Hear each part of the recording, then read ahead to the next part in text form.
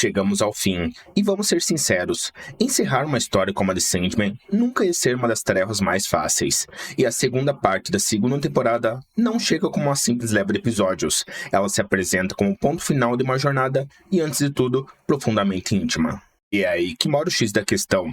Longe de se contentar em ser só mais um entretenimento fantástico, a série mergulha de cabeça nas consequências, nos ecos filosóficos do universo criado por Neil Gaiman, entregando algo que fica com a gente, mesmo que o caminho tenha sido até aqui, por vezes, apressado e marcado por algumas escolhas de adaptação que para muitos pode não ser uma das melhores. Enfim, antes da gente continuar, olá, eu sou o Gabriel e no vídeo de hoje vamos falar sobre o encerramento de Sandman da Netflix. Então já deixa o like no vídeo que assim você ajuda o canal e também se inscreva para não perder os próximos vídeos. E também já me segue no Instagram para acompanhar as novidades e também na Twitch. Todos os links vão estar na descrição e vamos ao vídeo.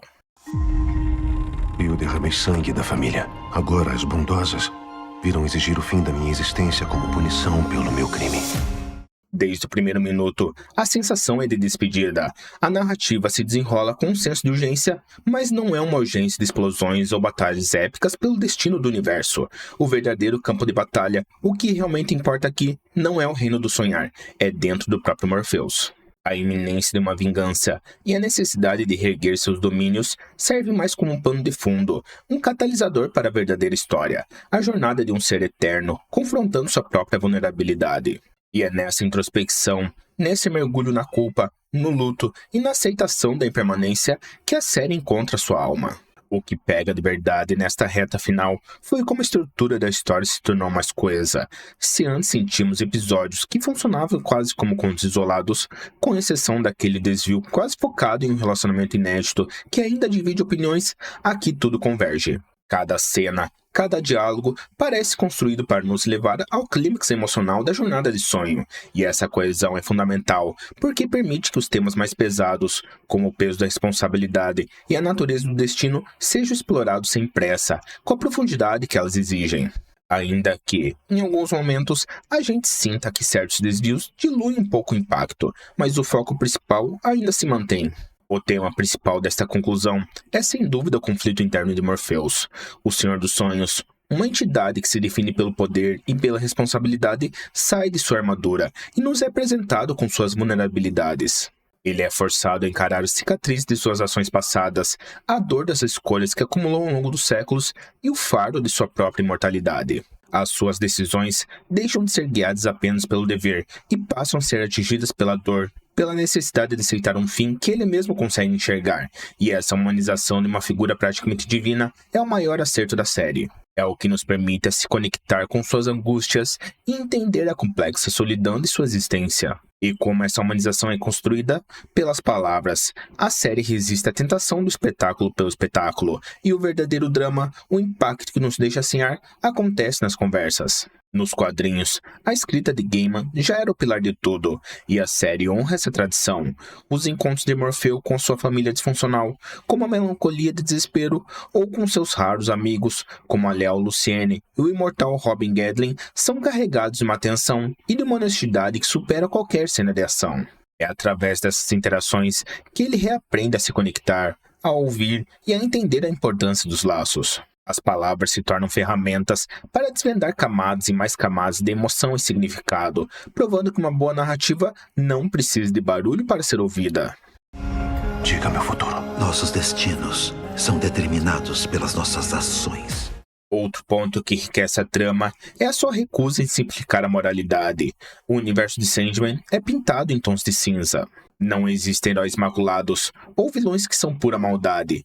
Mesmo aquele que parece ser o antagonista central tem suas motivações. Cada personagem, do mais poderoso perpétuo ao mais frágil humano, age a partir de uma mistura complexa de altruísmo, egoísmo, medo e esperança. E essa ambiguidade moral força não apenas Morpheus, mas também nós, a abandonar certezas fáceis e a confrontar a natureza do bem e do mal. A série nos convida a olhar para além das ações e a tentar compreender a essência de cada ser, seja ele um deus, um ser mitológico ou um sonho. Claro que, como já é a reta final, também aposta forte na nostalgia e na sensação de fechamento de ciclo. Rostos conhecidos retornam, mas não como um simples agrado aos fãs. A volta de certos personagens serve para um propósito narrativo claro, mostrar o quanto o Senhor dos Sonhos evoluiu. As lições que ele aprendeu lá no começo da jornada agora são postos à prova, e seu passado se choca com seu presente de forma inevitável. O luto, que é um tema onipresente, é tratado com sensibilidade. Cada adeus dói, mas cada adeus tem um sentido, e a série tece esses fios com delicadeza que transforma a melancolia em um algo a mais, reforçando a mensagem de que as histórias, assim como a vida, precisam de um fim para que possam significar alguma coisa. As atuações, como sempre, são um pilar que sustenta a série. Tom Sturridge segue muito bem como Morfeu e nos mostra sua evolução. Ele mantém aquela serenidade etérea, quase glacial, mas agora permite que pequenas rachaduras apareçam em sua fachada. Um olhar, um tremor na voz, um suspiro, é através desses detalhes que ele nos mostra o peso de séculos de solidão e o turbilhão de emoções que seu personagem se esforça para segurar. Ao lado dele, Vivienne Acheampong, como Lucienne, continua a ser uma âncora moral e a voz da razão, entregando uma performance cheia de sabedoria e calor. O elenco como um todo parece realmente entender o material que tem em mãos, dando vida aos complexos personagens de Gaiman com uma autenticidade aos personagens. Já visualmente, a série continua sendo um ponto positivo. Os cenários oníricos muitas vezes parece que saíram diretamente das ilustrações de Dave McKean, e a direção de arte e fotografia brigam com luz, sombra e cor de uma forma que transforma os quadrinhos de Sandman em realidade. Mas, e sempre tem um mas, a produção não está imune a falhas.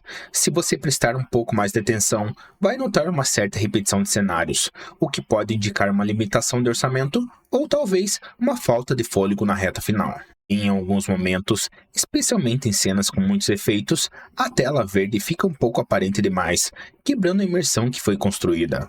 São detalhes que não estragam a experiência, mas que impedem a obra de atingir a perfeição visual que tanto ela propõe a ser. Agora, um ponto que precisa ser discutido e que a série aborda de frente é a celebração da efemeridade. Sandman não tem medo de seu próprio fim. Pelo contrário, o abraça, e a mensagem que fica é clara: o poder não está na eternidade, mas na capacidade de mudar, de se adaptar e de aceitar o fluxo constante da existência.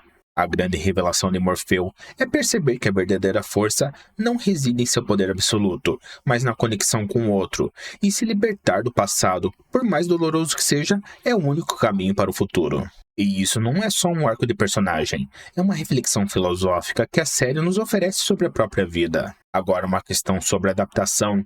Condensar as 75 edições dos quadrinhos em 2 temporadas era uma tarefa quase possível. O resultado é admirável, mas é inegável que houve sacrifícios. A série ganharia muito com mais tempo de tela, com uma terceira leva de episódios que permitisse aos arcos se inspirarem, que desse mais espaço para as nuances e para os personagens secundários que fazem do universo de Gaiman algo tão especial. Para quem leu a obra original, a sensação pode ser mista. Vemos a essência ali, mas sentimos falta da profundidade, das pequenas histórias paralelas, que juntas formam um quadro maior e, por consequência, mais complexa. A jornada de Morfeu, de uma entidade arrogante, rígida e por vezes cruel, para um ser que compreende a empatia e o sacrifício, é o fio condutor que nos guia através de tudo, e a série consegue fazer isso de forma gradual e incrível. Vemos seus momentos de dúvida e de medo, a sua luta para reconciliar seu papel como uma força cósmica com suas próprias emoções recém-descobertas. A forma como a série lida com os conceitos de morte e renascimento é particularmente profunda. A morte não é o fim, mas uma transição, e o renascimento não é apenas voltar à vida, mas a chance de se reinventar, de se tornar algo novo a partir da cinza do que se foi. O sonhar não está mais seguro. Posso montar um exército? Nós precisamos conseguir nos defender. E a ele? No final das contas, o encerramento da segunda temporada responde àquela pergunta fundamental que ecoa desde o primeiro episódio: por que sonhamos? E a resposta apresentada com uma simplicidade emocionante é que sonhamos para nos tornarmos mais humanos. Sonhamos para processar nossas perdas, para ensaiar nossos futuros, para nos conectarmos com o que há de mais profundo em nós. É uma conclusão que nos convida a lamentar o que se foi, a valorizar a jornada e, acima de tudo, a nunca deixar de sonhar. O desfecho de Sandman é uma obra que transcende as expectativas mais cínicas. É uma carta de amor a uma história que já perdura há mais de 30 anos. A jornada de Morfeu nos lembra da beleza frágil da existência e do poder que encontramos não na imortalidade, mas na capacidade de amar, de perder e de começar de novo. É um final que, assim como um bom sonho, permanecerá conosco por muito, muito tempo.